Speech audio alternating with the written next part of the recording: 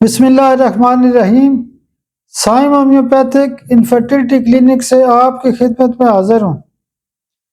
آج کا جو ہمارا ٹاپک ہے وہ بھی روزمرہ کی پریکٹس ہے، اور 40 سال سے زیادہ جو لوگ ہوتے ہیں، خواتین اور جو مرد ہوتے ہیں، خاص کر کے بزرگوں کے اندر یہ بیماری بہت زیادہ ہوتی ہے۔ آج کا ٹاپک ہے نی پین، گھٹنوں کا درد۔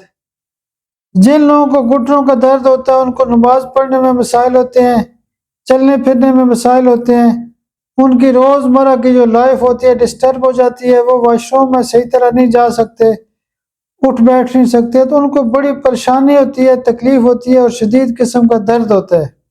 گھٹنوں کا جو درد ہوتا ہے عام طور پہ آپ نے سنا ہوگا کہ لوگ کہتے ہیں جی میرا گودا ختم ہو گیا، مجھے فلاں مسئلہ کھڑا ہو گیا۔ بنیادی طور پہ عمر کے ساتھ ساتھ ہڈیوں کی ڈی جنریشن ہو سکتی ہے، اور نی پین کے مسائل بہت زیادہ ہوتے ہیں۔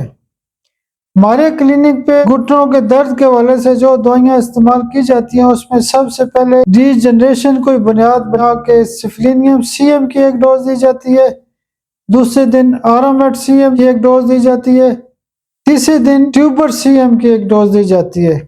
اور جو دوائیاں صبح دوپہر شام استعمال کی جاتی ہیں اس میں روٹا 200 یا 1 ایم صبح دیں، ریسٹاکس 200 یا 1 ایم کیس کی نوعیت کے مطابق دن کو دیں، اور کلکیریا کا 200 ایک خوراک روزانہ رات کو دیں۔